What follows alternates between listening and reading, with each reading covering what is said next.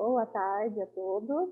Nós estamos ao vivo em mais uma live UNASP e suas memórias, aqui diretamente do Centro de Memória UNASP São Paulo.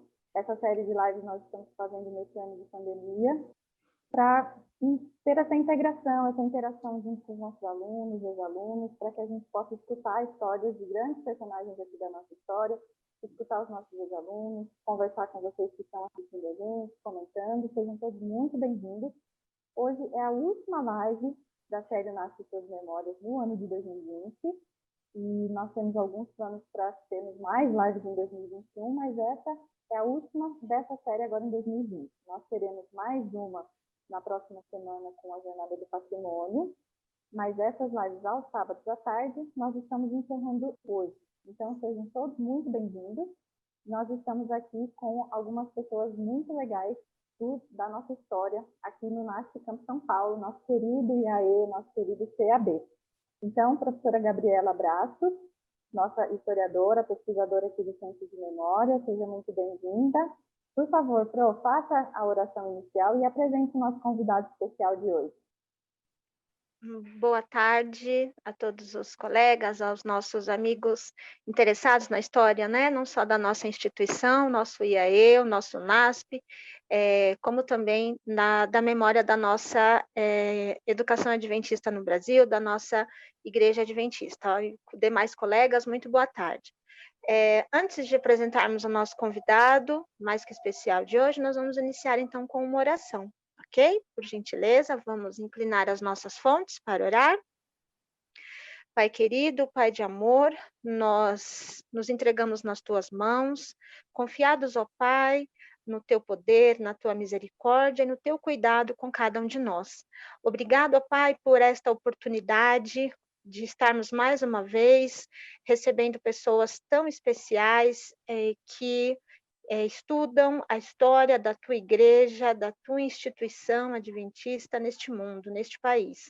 Pai querido, nós agradecemos porque nós estamos realizando, o Senhor tem nos ajudado a realizar atividades de divulgação, estamos compartilhando histórias, memórias e reunindo a história do nosso colégio. Fica conosco, Senhor, dá-nos sabedoria, tudo isso nós te pedimos em nome de Jesus. Amém. Bom, nós estamos recebendo hoje, estamos, como a Emily apresentou, né, estamos encerrando o nosso circuito de lives do ano de 2020 com chave de ouro, né? Estamos recebendo o professor Renato Gross, uma figura importantíssima da nossa memória adventista, da memória da educação adventista, e nós gostaríamos de apresentá-lo, né, ao professor, o nosso participante da live de hoje. O professor Renato Gross, ele possui graduação em pedagogia pela PUC, né, a Pontifícia Universidade Católica do Paraná, realizou um mestrado em educação também pela PUC do Paraná, se doutorou em educação pela Unicamp, a Universidade Estadual de Campinas, tem experiências na área de educação, com ênfase em administração dos sistemas educacionais, educação à distância, ensino presencial, tanto na graduação, quanto no nível também de pós-graduação, né, no lato sensu e stricto sensu. E atua dentro desses temas, né, principalmente voltado à discussão da educação, os valores educacionais, gestão educacional, políticas e aprendizagens em escolas de maneira geral e em educação confessional. Estas palavras, né, esta apresentação, ela é sumária, nós teríamos ainda muito mais a dizer sobre o professor Renato e principalmente, né, da trajetória de pesquisa, de trabalho que o professor Renato construiu ao longo de uma carreira muito profícua, e hoje temos o privilégio de recebê-lo. Seja bem-vindo, professor Renato Gross. É um privilégio para nós ter essa oportunidade de conversar com o senhor e compartilhar, sorver as suas histórias. Boa tarde, professor. Boa tarde. Para mim, realmente é um privilégio. Faltam minhas palavras para dizer o tamanho do privilégio de estar aqui com vocês. E eu não estou me colocando aqui como historiador, nem como pesquisador de história, mas eu me dispus a vir até aqui, nessa sala, que, por incrível que pareça, foi uma das primeiras que eu conheci quando eu cheguei aqui como estudante em 1963, e na década de 80 foi a minha sala, eu administrava uma parte do colégio dessa sala, e hoje à tarde eu estou aqui. Isso me enche de uma alegria muito grande. Então, não vou falar de historiador, nem de história, eu quero falar das minhas vivências como estudante e como professor dessa instituição. Amém. Muito bom. Seja bem-vindo, professor, mais uma vez.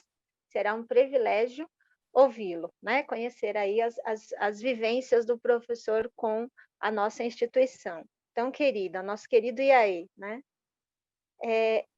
Emily, você compartilha? Isso, muito obrigada.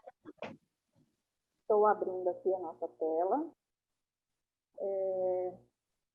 Iniciando esse bate-papo com o professor Renato Gross. Nós temos aqui uma das primeiras fotos que a gente tem no nosso acervo com uma turma aqui do colegial, que é a turma do professor Renato. Essa foto estava no colegial de 1964, a turma do segundo ano. E aí, no destaque, a impressão está bem difícil por conta dessa impressão da colina de 1964, esse recorte ele ficou um pouquinho quadriculado. Mas é o professor Renato Gross, nesse destaque, com a sua turma. À direita da foto está o professor Neville Gorski e a sua turma desse curso de colegial científico, professor, era isso? Eu não estou escutando. Dá para perceber que eu já era careca naquela época, está percebendo? Vou repetir. Está me ouvindo agora? Sim, ficou melhor o som. Quem não me conseguiu localizar aí, eu sou o mais careca de todos. Eu estou perdendo, comecei a perder meus cabelos no IAE. Será que tem alguma coisa a ver?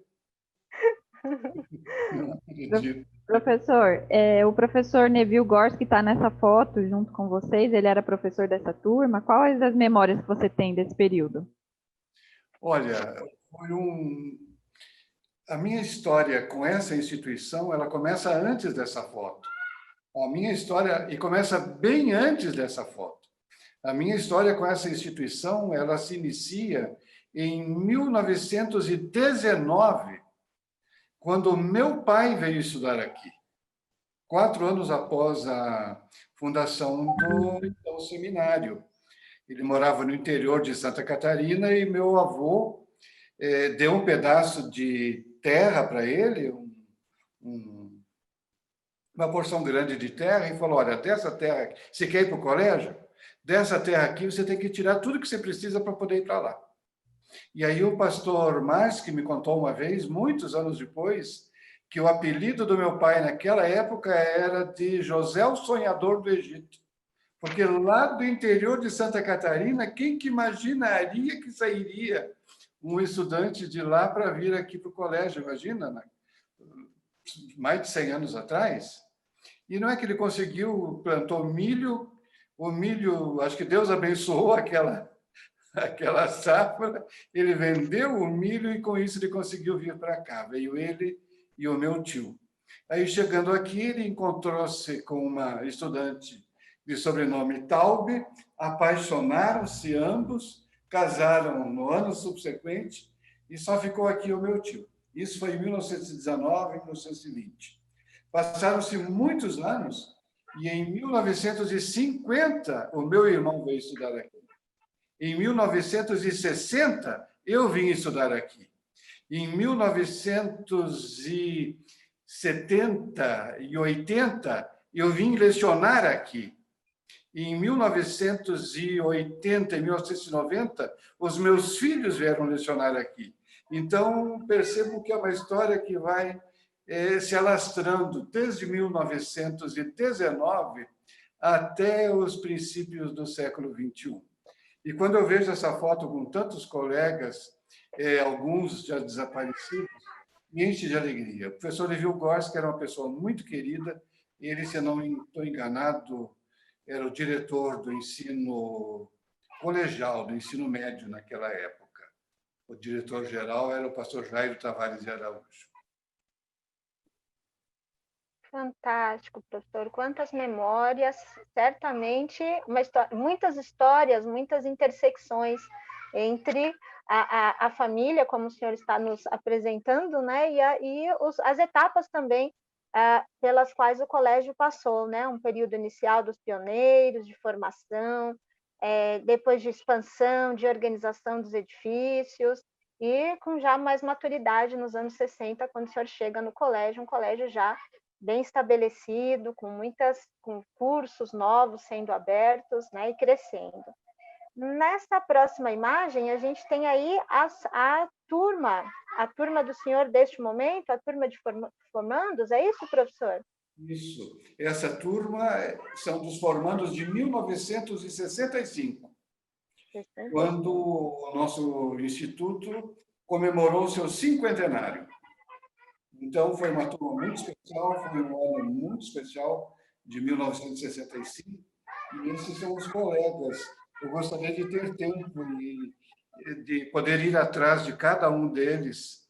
Eram amigos muito queridos, com os quais a gente conviveu durante 3 anos, nesse mesmo prédio, numa das salas aqui de cima, todas as manhãs, tendo aulas, aprendendo para aquela época e aprendendo para a vida eterna. Eu nunca me esqueço, algo que marcou-me profundamente quando eu cheguei no colégio, no primeiro dia de aula, aqui nesse edifício central. A entrada era a entrada estudantil, aqui do lado, não essa entrada principal. Subia-se um pequeno lance de escadas, e logo na parede, do lado esquerdo, bem no alto, havia um quadro grande, de quase 1 metro de comprimento, com as seguintes palavras registradas. Foi a primeira vez que eu as li e nunca mais me esqueci delas. E elas foram como que uma bússola, um norte na minha vida. Estava escrito, não sei quem desenhou aquilo, com letras muito lindas, eu acho que era com tinta nanquim, um fundo de papel branco já, na época, meio amarelado pelo tempo, e estava escrito assim: estudantes, fazei a vossa vida estudantil o mais perfeita possível.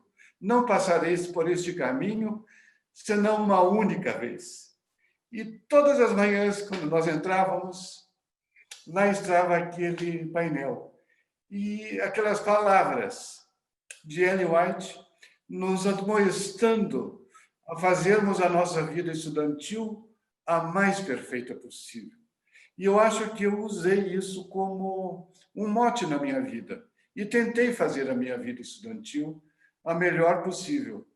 Então, isso nos mostra que, e a quem está nos assistindo, e a quem me conhece há tanto tempo, e aos eventuais ex-alunos e colegas de magistério, que o ensino cristão não se resume à sala de aula. O ensino cristão deve permear o ambiente escolar todo. Uma simples frase que o quadro sumiu com o tempo, com as décadas, mas ela marcou a vida de muitos estudantes, especialmente a minha.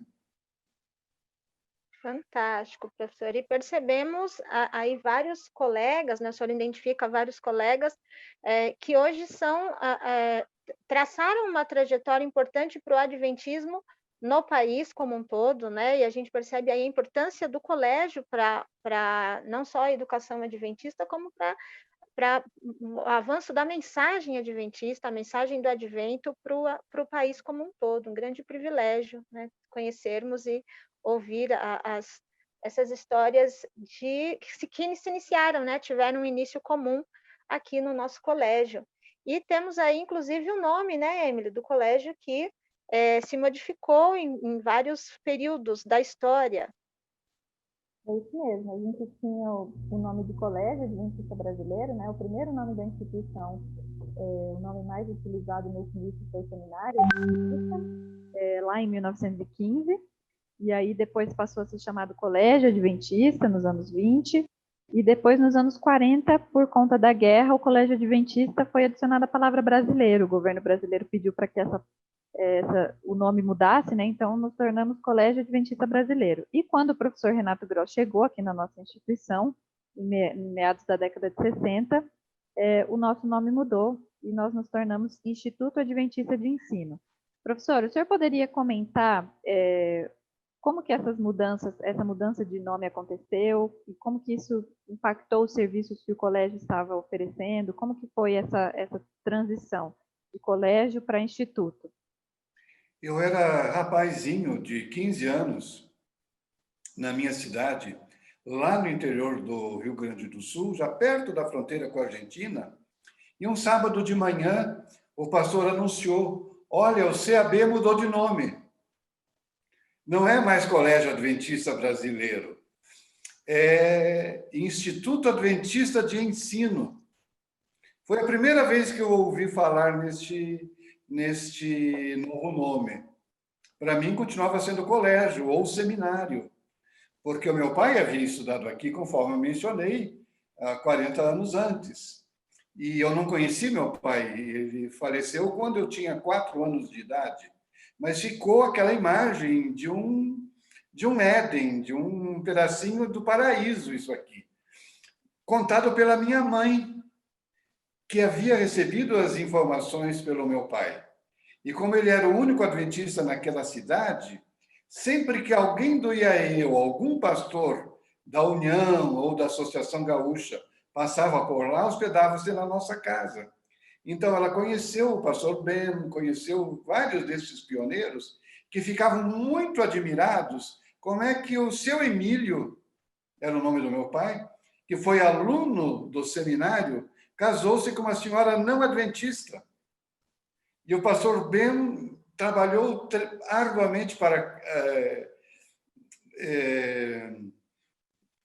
convencer a minha mãe da fé adventista, mesmo depois que ela já era viúva. E ela não aceitava. Muitos anos depois é que eu vim saber a verdadeira história, porque que ela não aceitava. Mas ela nunca mais ia à igreja católica, ela frequentava regularmente a igreja adventista e não se batizava. Finalmente, quando meu irmão terminou teologia, que é uma história assim muito bonita também, posteriormente ele fez medicina, mas paralelamente ao primeiro ano do vestibular, do primeiro ano de teologia, ele fez vestibular para medicina. Caiu no sábado, o exame ele não fez. Aí ele perguntou para minha mãe: a senhora pode me pagar os estudos mais de uma vez? Posso, vai para o colégio. Aí no final do segundo ano, ele fez vestibular para medicina, não passou. Daí ele perguntou: mãe, posso voltar para o colégio? Pode. Quando ele terminou o terceiro ano, ele perguntou: mãe, vou fazer o vestibular outra vez. Faça, meu filho, para medicina. Não passou.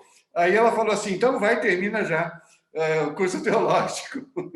E aí ela disse assim: eu não posso ser mãe de um pastor adventista eu não sendo batizada. E aí ela chegou para mim e falou: eu vou me batizar. A igreja inteira, ela ficou 20 anos, quase 20 anos frequentando aquela igreja, era um desafio para todos os pastores que lá passavam. E logo em seguida, ela batizou-se e o pastor veio: olha, o nome lá mudou, é IAE, Instituto Adventista de Ensino. Aí ela falou, quando chegamos em casa, depois do almoço: o teu pai estudou lá, o teu irmão estudou lá, e eu acho que você também deveria estudar lá. Falei: então, estou terminando a 8ª série. Então, ano que vem você vai para lá. E aí, quando eu cheguei no alto desse arco de entrada, já estava o Instituto Adventista de Ensino. E eu entrei por esse portão. Não imaginava que depois de alguns anos eu voltaria a atuar aqui como professor e como administrador. Mas a história assim, das mudanças dos nomes eu não sei. Olha que interessante isso aí. Que interessante isso aí. Por favor, professor, comente Posso para continuar nós. falando? Claro, com certeza. Eu me considero tão abençoado por Deus de ter estado presente nesta cerimônia em 1965, quando o então IAE comemorou 50 anos de fundação. Eu vi há poucos anos atrás as grandes festas, as comemorações todas, toda aquela movimentação que foi feita ao redor do centenário, mas no meu íntimo eu dizia assim, eu estive no cinquentenário e agora eu estou vivo e com saúde no centenário. Amém. Aqui está o programa, que coisa mais linda, como é que vocês descobriram isso? Isso é uma raridade, uma preciosidade. Era um folhetinho pequeno que a gente recebia quando entrava no salão de atos, estava superlotado naquela ocasião, os alunos daquela época, de 19 ainda, que estavam vivos. Eu me lembro da presença do casal Waldvogel. Olha, foi uma ocasião linda, o coronel Carlos Gomes abrilhantou, o professor Pedro Apolinário fez um discurso maravilhoso. Foi muito linda essa comemoração dos 50 anos. Infelizmente, ele ficou um pouco ofuscado pelas comemorações do centenário, que naturalmente é muito importante também, né? Mas foi uma linda festa essa, e o pessoal dos anos 60, que viveram nessa colina, que trabalharam nessa colina, presenciaram essa cerimônia no Salão de Atos, lindo, ornamentado. Eu não sei quais eram as irmãs que tinham um carinho tão grande de fazer arranjos florais tão lindos. Aquilo me enchia os olhos de um rapaz assim, jovem ainda, mas de ver flores são lindas. Eu que vim de uma cidade pequena, que a gente só via as flores que tinha na praça da cidade, ou no canteiro da casa, que era margarida, aquelas coisas bem... E, de repente, eram flores tão lindas. Eu tenho desenvolvido algumas ideias sobre a importância da estética na educação. Nós já vimos a importância daquele quadro de entrada, estudantes, fazer a vossa vida estudantil o mais perfeito possível. Nós temos o forro do salão de atos. Eu entrei naquele salão pela primeira vez, eu olhei para cima, eu ia ficar com torcicolo, porque eu não conseguia mais olhar para baixo, de tão lindo que eu achava aquilo. Essa porta aqui de entrada, a porta de entrada do primitivo dormitório masculino, os jardins, as alamedas, tudo era tão lindo. O ambiente era um ambiente assim educativo, um ambiente educador, que fazia bem para a nossa alma, alimentava o nosso espírito, além daquilo que a gente aprendia na sala de aula, né? É isso mesmo. Essas fotos... Vocês terem achado essa raridade. Essa foto e esse panfleto vieram do arquivo do professor Flávio Garcia, do maestro Flávio. Então, ele e a dona Dilsa já doaram muitas fotos para a gente, porque eles tiveram os pais estudando aqui também, os pais do maestro Flávio. Então, eles têm essa história com bastante documentação também, muita coisa já foi doada e está sendo digitalizado. Muitos materiais que a gente usa nas exposições. Eu guardei esse folhetim durante décadas, eu tinha na minha pasta. E essa semana eu procurei e não localizei. Talvez esteja perdido em algum outro lugar que eu, com mais vagar eu quero localizar. Olha, que lindo isso! Meu Deus, mas que trabalho fantástico vocês fizeram! Estamos justamente contando com o professor. Né? Isso, imagens do cinquentenário, né, do evento, da cerimônia, né, Emily? Temos aí o pastor Gustavo Storck, é isso? Isso. E olha o arranjo de flores bem na frente, que eu mencionei, que eram tão lindas. E o sino? Ai, que saudade desse sino! Não tinha sirene, nós acordávamos e a nossa vida durante o dia era marcada pelo badalar desses sinos. E aí o sino foi aposentado. Já tinha badalado 50 anos. E nessa cerimônia foi as últimas badaladas do sino. E aí o maestro Flávio Garcia ensaiou com o coral Carlos Gomes uma música que eu acho belíssima. Eu gostaria de ouvi-la novamente. Ó sino fiel, o teu badalar foi tradição neste lar por todos os que aqui passaram. E o coral cantava, e 2 solistas, as 2 das vozes mais lindas que já teve aqui no colégio, a Helena Garcia e o Malton Bravo, solavam em dueto "Ó sino fiel". E aí o sino voltou para o alto do refeitório e nunca mais tocou. Nós éramos acordados pela sirene.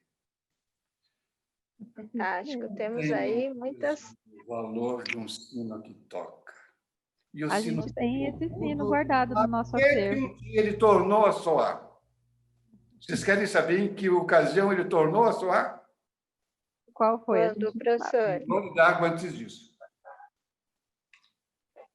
Em o quê, perdão? Eu não Um entendi. gole d'água antes disso. Ah, claro. O sino ficou mudo. E a chefe do refeitório era uma senhora europeia, acho que ela era lituana, Dona Maria Talvik. E a Dona Maria Talvik foi chefe do refeitório durante décadas. E eu gostava muito de conversar com ela.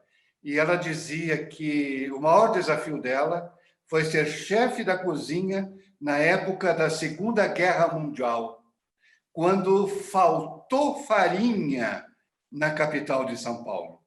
Como que ela ia fazer pão para os estudantes? E aí ela contava como que ela criou os substitutos da farinha de trigo para poder alimentar os alunos, a família estudantil, durante todo o período da guerra. Foi uma história belíssima que ela contou. E ela aposentou-se, foi substituída pela sua filha, professora Linda, casada com o pastor José Geraldo de Oliveira. Nós o chamávamos pastor GG. E um dia a dona Linda faleceu. E ela que havia sido chefe do refeitório, acho que desde que o colégio começou. Isso já foi nos anos 70, se não estou enganado. O guardamento, o velório do corpo foi no Salão de Atos. Essa alameda central não havia sido ajardinada ainda, passava trânsito. O carro fúnebre recebeu o caixão na porta do Salão de Atos e começou a subir essa alameda em direção ao portão. E eu não sei quem teve a feliz ideia, quando a Dona Maria estava saindo, o sino começou a tocar. Incrível. Aquilo cortou o coração de todos nós. E eu acho que foi a última vez que ele tocou. É um sino muito importante para a nossa história, com certeza, e ele vai fazer parte da próxima exposição aqui do Centro de Memória. Então, onde é que ele está? Ele está guardado no nosso acervo. Tenta descobrir com a dona Dilsa Garcia a partitura do hino Sino Fiel. Vamos procurar para colocar do lado dele, com certeza vai ficar muito... Se pudesse ser cantado mais alguma vez, alguma coisa, ou quando isso for ser inaugurado, seria magnífico. É verdade. A gente tem mais uma foto aqui desse cinquentenário, essa foto com o casal Taisen, que foi o casal que vendeu a fazenda para os nossos fundadores iniciarem o seminário aqui em 1915. Então, a gente tem a foto da direita, que é a foto que foi feita em abril de 1915, quando eles vieram visitar a propriedade. E aí, no cinquentenário, eles também fizeram uma homenagem para esse casal. O senhor estava também nesse dia? Sim, eu estava nesse dia. Foi uma outra cerimônia, pode ver que pelo fundo, pode ver que... Mas eles estiveram também na cerimônia do cinquentenário. Um casal, eles já eram bem idosos e eles eram os proprietários da primitiva fazenda. E você pode ver aí, à minha direita, o pastor Jairo, na frente do microfone, o pastor Jairo Tavares de Araújo, que era o diretor do colégio naquela ocasião, entrevistando este casal. E eles deram um testemunho muito bonito. Eu não me lembro mais que palavras que foram ditas pelo casal. Ele é que falou mais, ela era muito quietinha, uma senhora assim muito reservadinha. Os dois tinham aquela dignidade de pessoas que levaram uma vida digna, uma vida correta, e a alegria deles de ter preservado essa fazenda, que posteriormente se transformou nessa instituição tão importante. É a alma mater da educação adventista no Brasil. A educação adventista brasileira não pode ser contada sem ser permeada pela história dessa instituição. Fantástico, professor. Eu fico imaginando esta foto, por exemplo, da direita, imagino que seja um dos primeiros registros da propriedade, né, ainda na ocasião da aquisição, os primeiros barracões, quando o terreno ainda estava sendo capinado, preparado, né, para as primeiras construções, os sonhos que passavam nas mentes, nos corações destes pioneiros, e hoje, né, percebermos, ao trilharmos todas as histórias e memórias, vermos o resultado do esforço de tanta gente querida, de tanta oração, não só de muito trabalho, de muita oração, de muita determinação para o crescimento desta instituição. De fato, é uma trajetória de muitas vitórias, de muitas bênçãos, não? Eu não sei como nós poderíamos pesquisar isso, mas talvez essa foto ela anteceda a própria aquisição da fazenda. Antes ainda. Eu fiz parte da comissão que escolheu a fazenda onde hoje está a Faculdade Adventista Paranaense, a fazenda onde hoje está Engenheiro Coelho, e antes da aquisição, de você finalmente decidir que vai comprar, vai uma comissão lá para aprovar a compra, para ver se o terreno é apropriado, se o terreno oferece as condições que a igreja estabelece, que tenha água em abundância, que tenha matas, que esteja, enfim, apropriado para ser instalada numa instituição de ensino. Então, essa fotografia ela pode ter duas versões, ou ser uma comissão prévia que antecedeu a própria aquisição da fazenda, eu não sei a data dessa foto, ou, posteriormente, quando já foi adquirida, eles vieram para estabelecer onde vai ser esse prédio, onde vai ser aquele, onde vai ser aquele outro. Tem essas duas possibilidades. Eu tenho a impressão que essa foto foi feita em abril de 1915. Se eu não estiver enganada, ela antecede ao dia que a gente comemora, dia 6 de maio, o aniversário oficial aqui do NASP. Então, talvez já tenha sido comprada. Uhum. Olha, outro ponto alto dos anos 60, a visita da Orquestra Sinfônica de São Paulo ao IAE. Isso aí foi um acontecimento, como é que diria a juventude hoje? Lacrou, fechou. Imagina a Orquestra Sinfônica de São Paulo tocando no Salão de Atos. Isso equivaleria aos dias de hoje como se a OSESP tivesse trocado a Sala São Paulo e vindo se apresentar aqui no Salão de Atos. Fantástico, professor. E era uma orquestra, vocês podem notar que toda a extensão do palco foi ocupada pela orquestra. E eu não sei se alguma vez, eu acho que ela nunca tinha vindo antes. E eu imagino que nunca mais voltou também. De fato.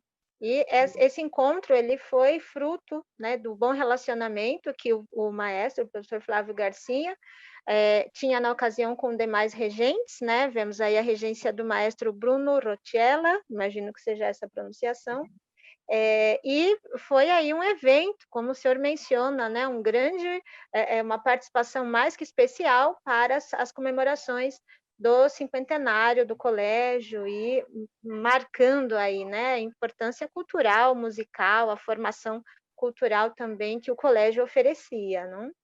O senhor estava no dia desta apresentação? Estava. Naturalmente que eu não vou conseguir me localizar aqui, porque só tem a nuca dos alunos. Mas eu estava bem sim. Perfeito. Que incrível, professor, termos registros desses eventos, não? Olha que lindo isso aqui também, gente. Essa é uma imagem... Isso, essas fotos 1900. elas são de 63, da colina, a primeira colina que a gente tem aqui. Dá para perceber que essa Alameda Central ainda não tinha sido ajardinada. Ela passava trânsito aqui.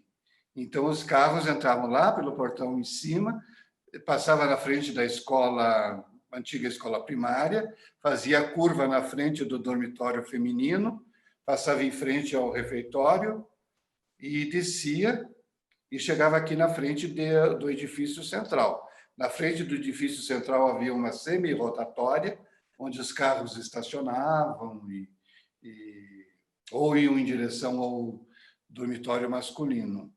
Isso aí deve ter. Aí, lá no fundo da foto da direita, a construção do novo dormitório masculino, que hoje deve estar um pouquinho diferente, eu não tenho ido mais lá, mas eu me lembro que, na época, eu fazia hora educativa na horta, e a horta ficava abaixo daquele prédio em construção do edifício em construção. E nós estávamos... Eu nunca tinha visto essa colheita. O meu trabalho, liderado pelo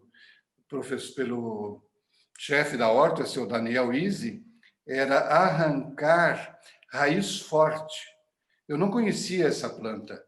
E eu trabalhava 1 hora por dia, com um banquinho pequenininho, de bermuda ou short, ele sentava e tinha que arrancar aquilo com todo cuidado, como se fosse uma flor. Porque ele falou, olha, isso aqui vale muito dinheiro no mercadão. Eu acho que é o mercado da Cantareira que eles vendiam essa raiz forte, que era uma das fontes de recurso do colégio. De repente, nós escutamos um barulhão, que nós levantamos os olhos assim, e essa parte de cima do canto superior direito do edifício, 2 andares, equivalente a 4 quartos, 2 em cima e 2 embaixo, aquilo veio abaixo, desmoronou. E aí parou a vida no colégio, né? Será que... E eu dormia a primeira mudança do dormitório masculino velho para o novo foi a do meu quarto. Acharam que nós éramos bons estudantes e nós fomos premiados. Então, eu e os meus colegas de quarto pudemos escolher. Escolhemos o da esquina do prédio, do piso que dava entrada. E aí, mais 2 acima que acabaram ruindo, mas parou, graças a Deus, em cima do nosso quarto. Foi uma outra coisa que comentou-se geral nos anos 60. Incrível, professor.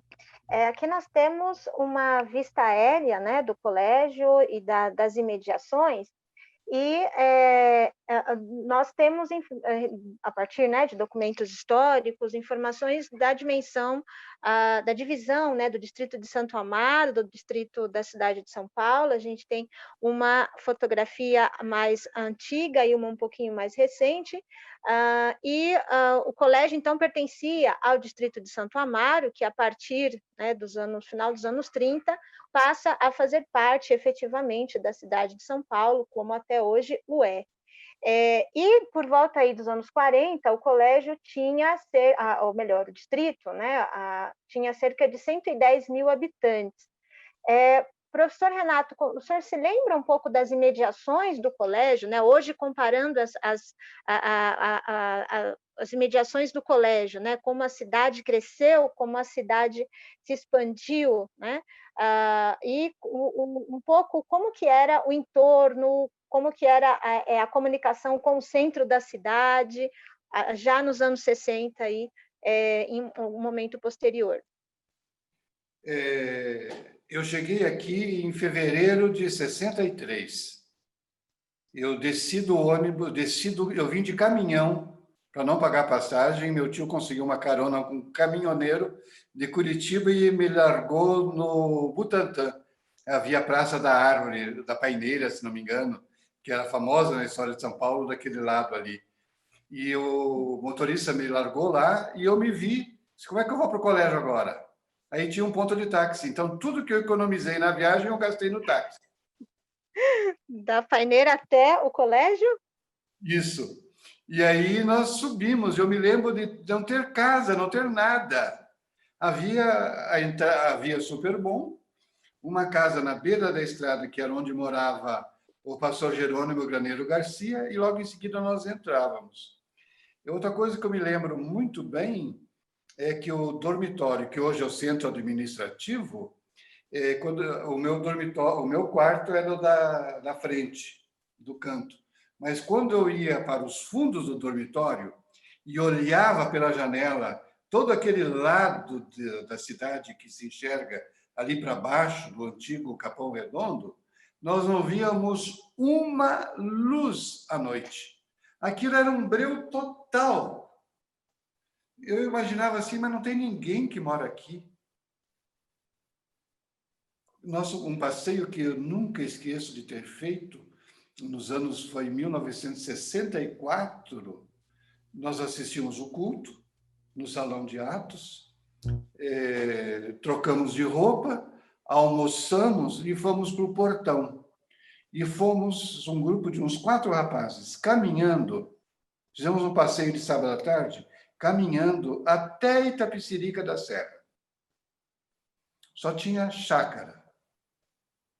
Quando chegamos no alto de Itapecerica, pegamos o ônibus, descemos na porta do colégio e chegamos a tempo de assistir à reunião dos missionários voluntários, que era o MV da época, né? Depois virou JA, e hoje em dia acho que nem JA não existe mais, né? Mas não havia nada. Que fantástico, professor. E nem a avenida já era asfaltada nessa ocasião, o asfaltamento foi posterior? A estrada de Itapecerica era asfaltada. Já era asfaltada, conduzia ao centro de Itapecerica. Mas os professores da época, eu gostaria de ter um tempinho para falar dos professores que eu tive. Os professores da época diziam que o grande acontecimento dos anos, acho, 50 era pegar os estudantes aqui do IAE e levar até o Rio para assistir à construção da Ponte João Dias, que era uma obra de alvenaria fantástica. Então, eles tiravam os alunos aqui para ir dar aula de geografia lá perto do Rio, e a construção daquela ponte. Que hoje, depois dessa, né? Já passa até metrô ali por cima. Era um acontecimento. Agora vamos falar dos professores. Entraram os professores. Sim, está aqui a foto do professor Pedro Apolinário, né? O professor Pedro Apolinário foi aluno nosso aqui do curso ginasial e do curso colegial também, e ele foi convidado pela instituição para fazer o seu curso superior aqui na capital, já dando aula para os seus colegas mais novos aqui no curso colegial e ginasial. O que o senhor lembra desse personagem, professor? Olha, grande figura. E a casa onde ele morava é onde hoje está o templo. E ele era muito amigo nosso, ele e a dona Wanda, dos estudantes. E ele era natural de Taubaté. E uma segunda-feira de manhã ele falou: olha, eu passei o final de semana no sítio do meu pai, em Taubaté, e veio abacate. Vocês não querem ir lá na hora do recreio comer abacate com a gente?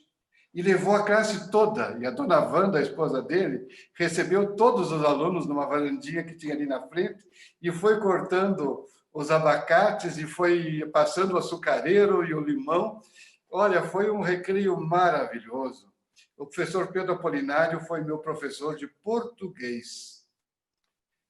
E ele tinha um costume que eu acho que se perdeu com o tempo e que eu gostaria de, em homenagem a ele e a todos esses professores que estão aparecendo aqui na fotografia, mencionar que o ensino nessa época era um ensino de primeiríssima qualidade. O professor Pedro nos fazia ler um livro importante por ano. No primeiro ano do colegial, nós líamos, e aí fica uma dica para o pessoal aqui do Centro da Memória, nós líamos um livro chamado Manual de Califasia e Calirritmia, para ensinar-nos a falar bem. No segundo ano, ele exigia que todos os alunos lessem este livro aqui. Na hora de embarcar, eu pus na minha bagagem. Eu falei, se perguntarem do professor Pedro, eu vou mostrar. ele exigia que todos os alunos lessem os Sertões de Euclides da Cunha. Eu acho que hoje em dia, nem nos cursos de licenciatura em letras não se exige o que ele exigia. E eu comprei com dinheiro que eu ganhava das horas educativas. Eu não sei se isso já foi comentado alguma vez por alguém aqui do colégio, mas nos anos 60, os alunos regulares, era o meu caso, nós fazíamos hora educativa e recebíamos, nós éramos remunerados por isso. E no final do mês você podia passar na tesouraria e estava lá o dinheirinho equivalente às horas educativas que você trabalhou. E depois da Orquestra Sinfônica, eu e um grande amigo do internato descobrimos os concertos matinais no Teatro Municipal de São Paulo.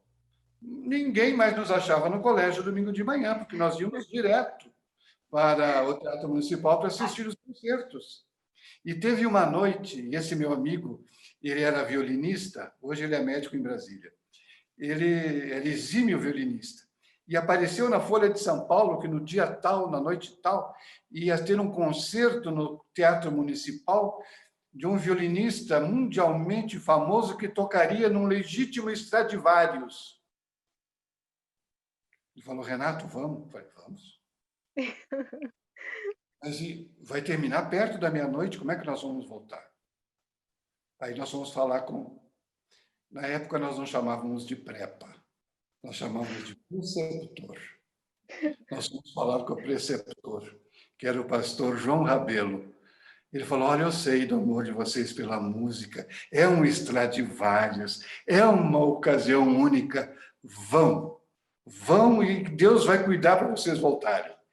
E voltamos, acho que terminou lá pelas 11 horas, pegamos o ônibus às 11h30, o ônibus na época parava bem debaixo do viaduto do Chá, na Avenida do Anhangabaú, o ônibus que vinha para esse lado de cá. Não me lembro se descia aqui em cima ou se descia no portão de baixo. Mas o professor Pedro Apolinário, aí com esse dinheirinho que eu sempre fiz hora educativa, eu comprei o livro. Pessoal, não sei se vai dar para ver, mas aqui em cima, bem no alto, está dando para ver? Eu localizava as palavrinhas que eu desconhecia do português. Eu estudei o livro com o dicionário ao lado. E eu vou agora para o fim. E foram mais de 1000 palavras que eu procurei no dicionário porque eu desconhecia o significado. E aí, no final, eu escrevi assim, esse livro está comigo desde aquela época. Iniciada a leitura num domingo 5 de setembro de 65, 9 horas da manhã, e terminado de ler numa segunda-feira, 4 de outubro, às 10h45 da noite. Gastei 27 horas e 15 minutos para ler todo o livro. Que fantástico, professor, que saga! E aí, isso era do segundo. Então, primeiro ano, o professor Pedro exigia manual de califasia e cararritmia. No segundo ano, ele exigia os sertões. E no terceiro ano, ele exigia os Lusíadas. Fantástico, Camões. Camões. Então, para vocês verem como o ensino era puxado e como aquelas palavras, estudantes, fazem a vossa vida estudantil o mais perfeita, como nós levávamos a sério. Eu vou embora e vou deixar esse livro aqui para vocês. Que incrível, professor. Será guardado com muito carinho. Para o Centro da Memória de um estudante dos anos 60 que foi aluno do professor Pedro Apolinário. Muito obrigada, professor. Muito obrigado. Das próximas exposições, com certeza. Uma relíquia. Aí você ia achar o manual de califasia e um exemplar dos sertões dos Ilhas. E eu estou vendo outros professores aqui. O interessante é que, naquela época, as aulas de Bíblia elas eram ministradas pelos professores do curso de teologia. Eles davam aula no teológico e eles davam aula no ensino médio para os estudantes. E eu lembro da inspiração profunda que causava na nossa alma juvenil as aulas de Bíblia do pastor Jerônimo Graneiro Garcia, do pastor Siegfried Schwantes, diretor do SALT. E hoje em dia, parece-me que esses professores não se dispõem mais e nem se espera mais deles que deem aula no ensino médio.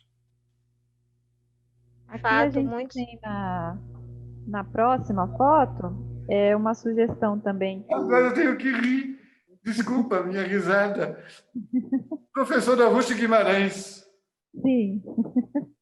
Hoje se cumpriu uma profecia da professora Ruth Guimarães.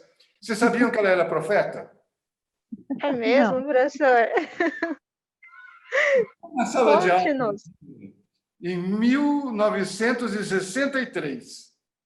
Ela chegou na sala de aula e falou assim: eu não sei de onde que ela tirou essa história, se ela leu no jornal. Televisão não existia naquela época. Ela deve ter lido no jornal. Ela chegou para mim e falou, para mim não, para a classe toda, falou: vocês sabiam que um dia o IAE vai ser servido por uma linha do metrô?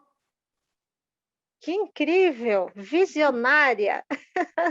Em 1963. E por que eu falei que hoje se cumpriu a profecia? Porque eu vim para o IAE de metrô.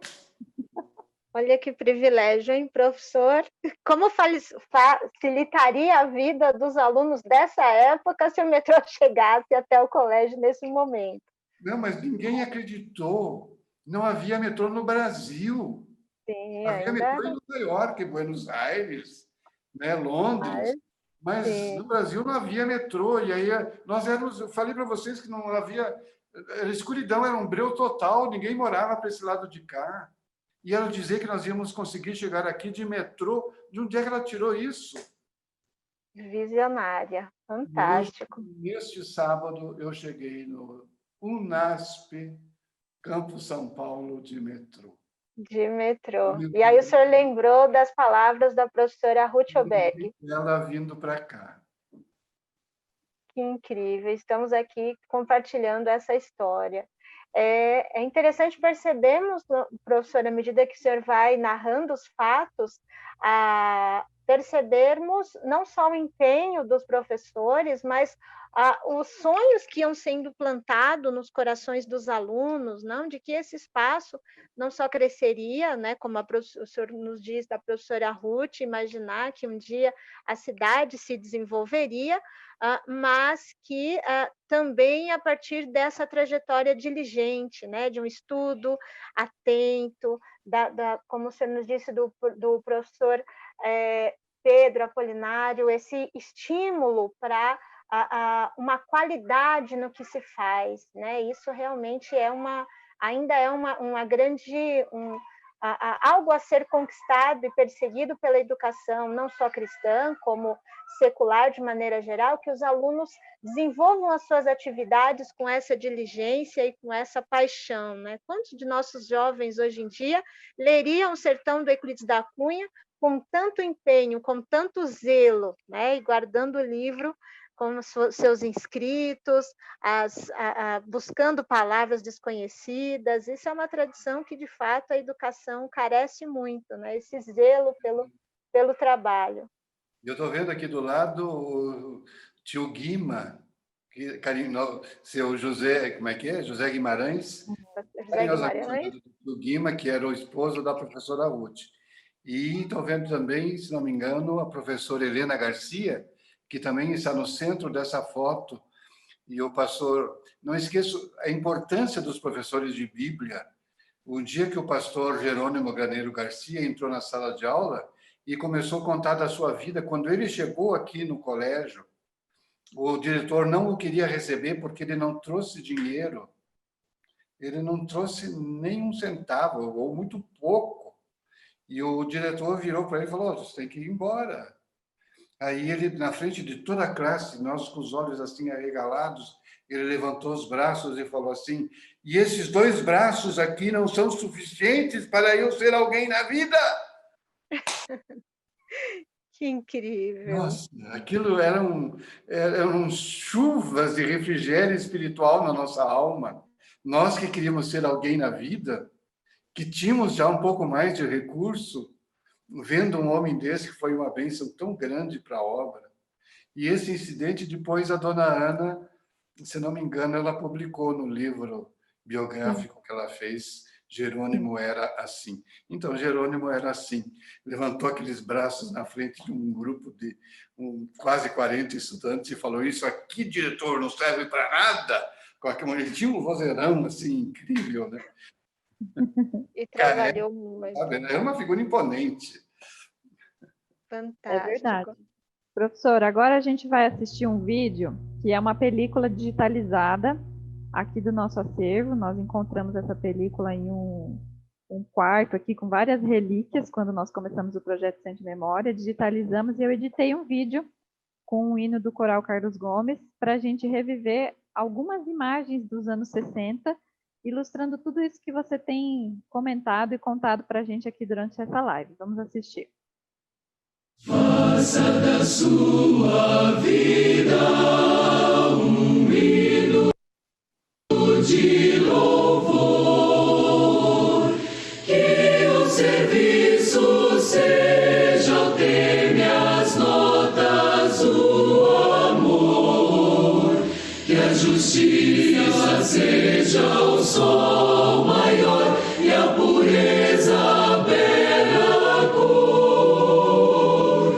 Faça da sua vida um hino de louvor, que se afine com a Bíblia e com o nosso Salvador, que ande sempre a outra milha no compasso do amor.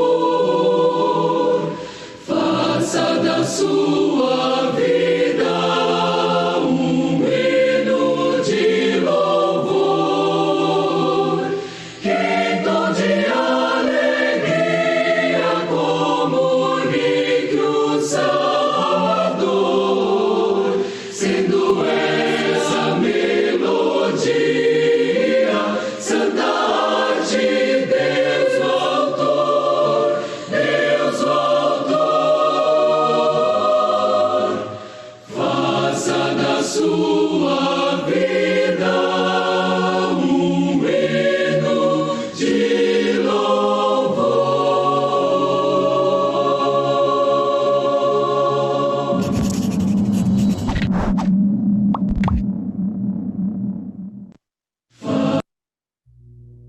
Muito bem.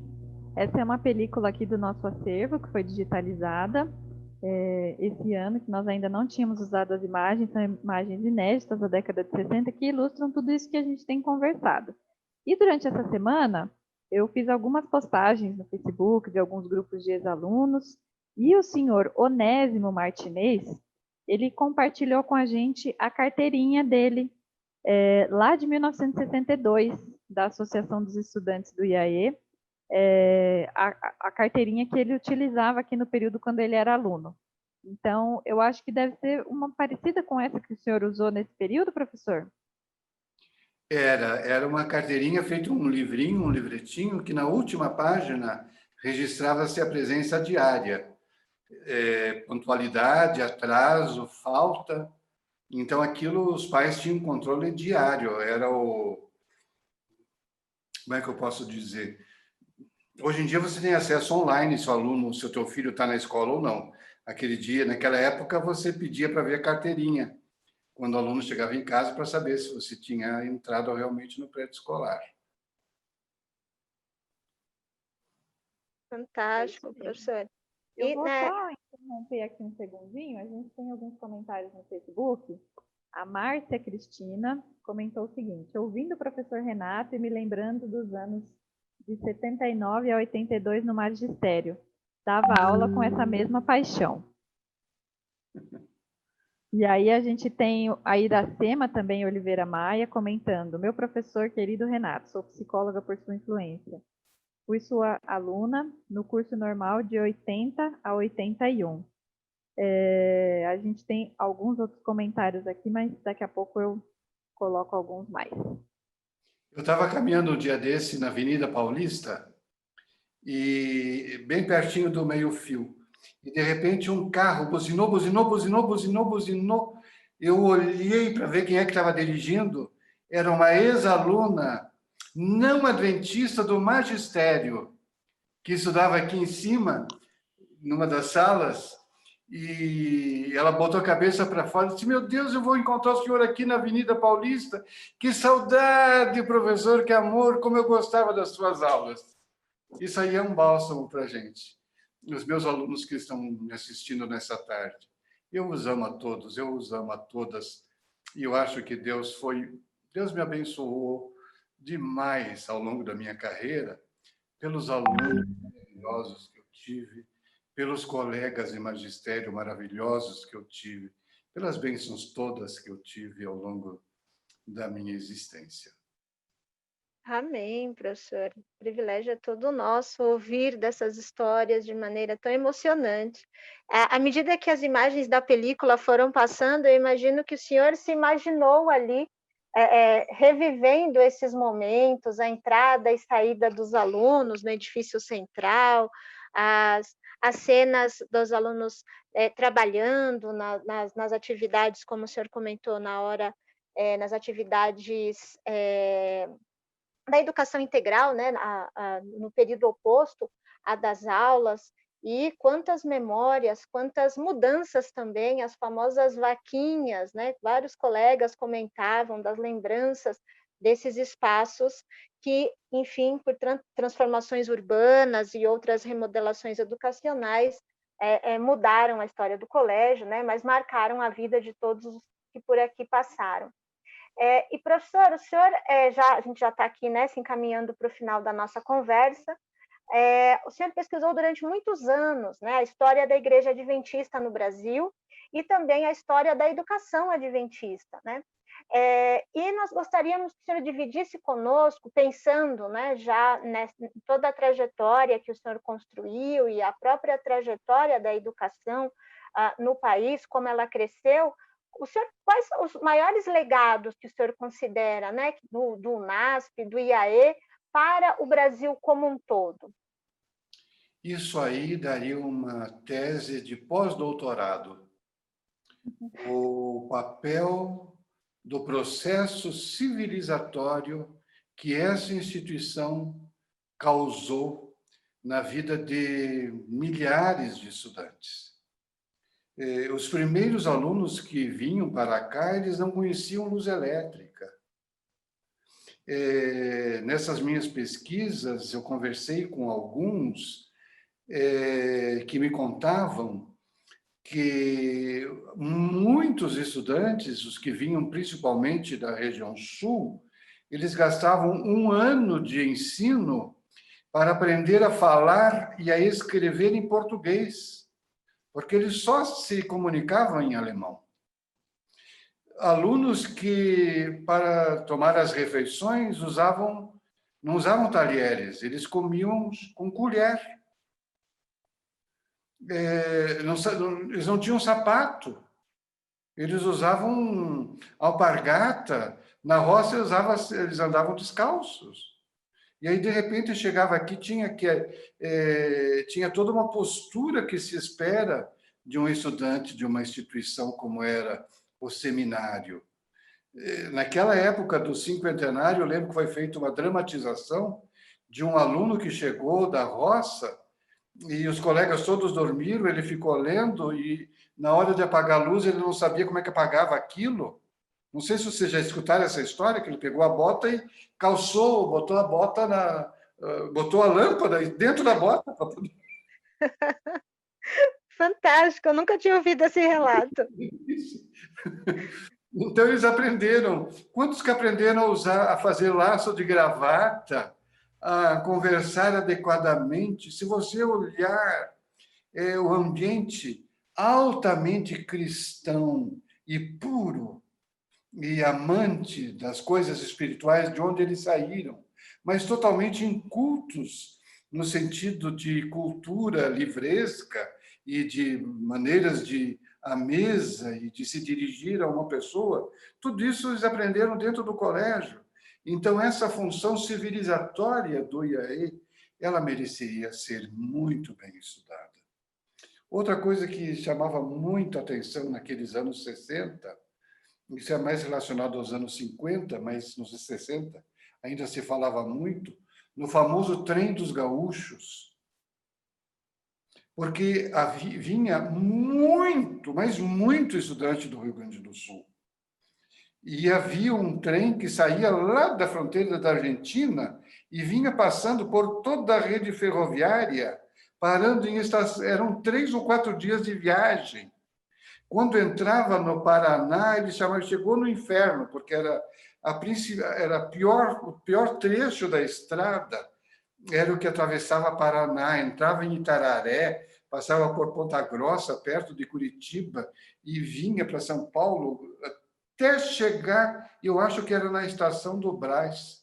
Quando chegava na estação do Brás, eles já tinham mandado avisar antes, por telegrama. O trem dos gaúchos está chegando no dia tal, hora tal. O colégio pegava um caminhão, ia lá para a estação do Brás, e eles subiam todos no caminhão, com toda a bagagem. Isso aí, um deles faleceu recentemente, me contou no sábado à tarde, numa visita que eu fiz a ele. Esse trem vinha todos os anos lá do interior do Rio Grande do Sul, pegando os estudantes que eles lotavam um vagão, que vinham para São Paulo, chegava aqui, diz que eles entravam no portão, entravam cantando, tinham chegado no Éden. Amém! Foi muito gostoso, ia para o refeitório. A macarronada de sexta-feira, que a dona Maria Talvic fazia. Nossa, essa macarronada marcou a época. A gente passava a semana toda esperando o macarrão da sexta-feira. A cuca do pôr do sol, o chocolate quente no sábado de manhã. A gente, às vezes, queria dormir mais um pouquinho. Não, hoje é dia de chocolate quente, porque a semana toda nós tomávamos cevada. Hoje é dia de chocolate quente. Então, eu sei que a professora Cleide, eu não tive a oportunidade de ver o livro dela, escreveu um livro sobre a história da alimentação do IAE. Não sei se ela conta essas histórias do refeitório, das priscas eras. Um dia eu estava num museu em Ouro Preto, olhando umas peças lá, e chegou um casal muito simpático, começou a conversar comigo, perguntaram assim, aí ela falou assim, essas pedras aqui no Museu de Mineralogia. Eu tinha na minha casa, lá no interior do Rio Grande do Sul, para segurar a porta. Daí eu falei, na minha casa também tinha dessas pedras. Ela falou, mas de que cidade o senhor é? Eu falei, de Ijuí. Ela falou assim, mas eu morei em Ijuí. Você é adventista? Eu falei, sim, eu sou professor do IAE. Ela falou, você acredita, Renato, que a dona Maria Talvic me deu a receita da macarronada de sexta-feira? Que privilégio! A macarronada de sexta-feira era assim, ápice. Eu acho que a gente gostava mais da macarronada de sexta-feira do que do almoço de sábado, que tinha sobremesa. Era o ponto alto, era a macarronada da sexta e o chocolate do sábado pela manhã. O grande trunfo de quem que queria demonstrar amor, mas amor, aquele que vem lá de dentro, para o eleito do seu coração, é quando uma moça dizia assim, eu não gosto dessa sobremesa, você aceita? Você tinha duas, a tua e a outra que a menina ainda dava. Esse era o presente. Histórias de tempo. Histórias fantásticas, professor. Temos muito registrar, essa é uma ocasião muito importante de registrarmos essas histórias e percebermos, né, a influência que o colégio foi pouco a pouco desenvolvendo entre os estudantes e marcando vidas não só do ponto de vista acadêmico, mas principalmente espiritual, né? E esse colégio que formou pessoas tão brilhantes como o senhor e que dedicou a vida para esse registro, e vários outros que comentamos aqui, também o professor Pedro Apolinário, também a professora Ruth, já vários outros também que passaram por esse canal, por esse nosso espaço, né, Emily? Mas podemos perceber a importância que o Colégio Adventista Brasileiro, o seminário, o IAE, para muitos ainda é o IAE, né, do nosso coração, e o atual INASP, que cresceu, se expandiu, tem recebido cada vez mais alunos e, principalmente, levado ao coração de alunos não adventistas a mensagem do Advento. Um grande legado pedagógico, acadêmico e, principalmente, espiritual, né? Que muitos alunos que passaram por essa história, que estão se deleitando também com tantas memórias que o Senhor tem trazido para nós, possam também levar, né, esse legado para outras pessoas, para a sua vida individual e também para, do ponto de vista religioso e espiritual. Professor, uma tristeza, mas nós teremos que encerrar, né? Imagino que muitas outras histórias, nós nos deleitaríamos aqui horas e horas a fio, ouvindo relatos, muitos outros pares, né? Que o senhor, à medida que vai relatando, vai se lembrando, mas nós teremos outras oportunidades e esperamos poder recebê-lo em outros momentos. O senhor sempre será muito bem-vindo, né? Um prazer ouvir as experiências, né, e aprendermos com elas, né? Como nos diz a irmã White, né, não temos o que temer quanto ao futuro, porque temos a certeza e a segurança, né, do que Deus já fez por nós no passado e do que continua fazendo no presente. Muito obrigada, professora, é um privilégio enorme recebê-lo e ouvir das suas histórias, das suas memórias. Eu vou te dar de presente, daqui a pouco, quando a gente encerrar, um livro NASP Gourmet, que é o livro que a professora Cleide escreveu junto comigo e junto com o nosso artista Davidson Lisboa. Nós pegamos caderninhos de receitas, junto com alguns ex-alunos, ex-colaboradores nossos, testamos receitas, tiramos foto, recolhemos alguns depoimentos e colocamos no livro NASP Gourmet. Então, o senhor vai levar hoje de presente um livro desse para relembrar algumas receitas, tem 30 receitas aqui da cultura gastronômica do NASP, e fica aqui o nosso imenso agradecimento do senhor ter vindo de Curitiba para cá, para fazer essa live com a gente aqui no Centro de Memória. É um privilégio muito grande ter recebido o senhor aqui, espero que seja o primeiro encontro de muitos. Da minha parte, eu quero agradecer, mas do fundo do coração mesmo. Vocês viram quantos momentos ao longo dessa live eu me emocionei. Vocês tiveram o condom de abrir um balaio de lembranças, de recordações que eu julgava quase que soterradas pelo tempo e pelas lembranças posteriores que vêm se acumulando nesse coração safenado, com marca-passo, mas o meu coraçãozinho para todos vocês que me ouviram, que me convidaram. Que Deus abençoe a cada um de nós. E poder estudar nessa escola é poder estudar do lado de cada eternidade. Que Deus nos dê a grande alegria de conhecermos a escola do outro lado, quando o tempo não vai existir mais, quando a história não vai existir mais e quando as lembranças apenas forem coisas boas. Amém.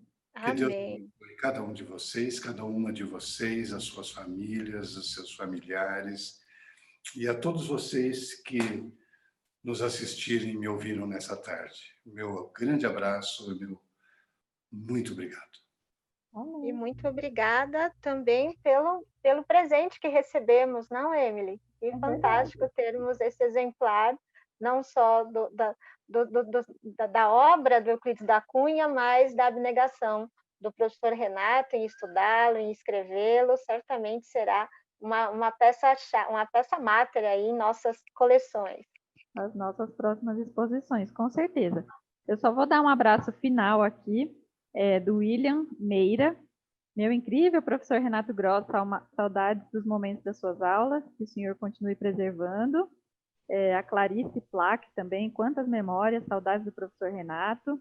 E a Cláudia Kimpel, que é nossa funcionária aqui hoje, também nossa colaboradora do ensino superior, ela disse que estudou em Cruz Alta, no Rio Grande do Sul. Acho que ela estava fazendo referência àquela parte que você comentou dos alunos do Sul. Legal. E eu gostaria de encerrar essa live só compartilhando com vocês, mais uma vez, que as nossas exposições, elas estão virtuais. Então, a exposição Prédio Central 95 anos está disponível virtualmente, e a exposição Murmúrios de uma Colina também está disponível em 3D.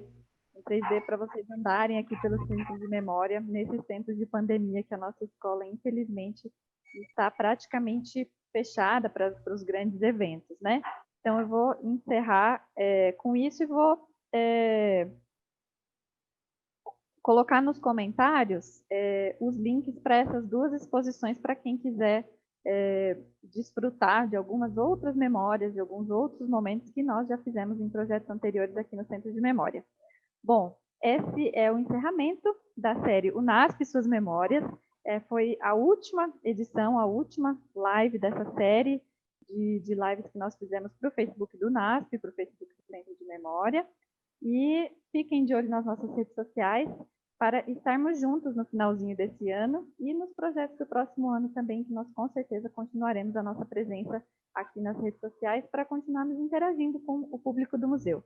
Comentem, participem, contem as suas histórias. O Centro de Memória só tem graça porque vocês contam as histórias de vocês e a gente pode compartilhar aqui. Então, a gente sempre comenta, sempre recebe fotos, materiais, como o seu Onésio, que compartilhou a sua carteirinha hoje. Compartilhem e nós continuamos juntos à disposição de vocês virtualmente nesse ano de pandemia. Tchau, professora Gabriela. Tchau, professor Renato. Tchau, tchau. Muito obrigada. E até qualquer dia desses na Jornada do Patrimônio. Até, e fechando com chave de ouro, com a excelentíssima, ilustríssima presença do professor Renato.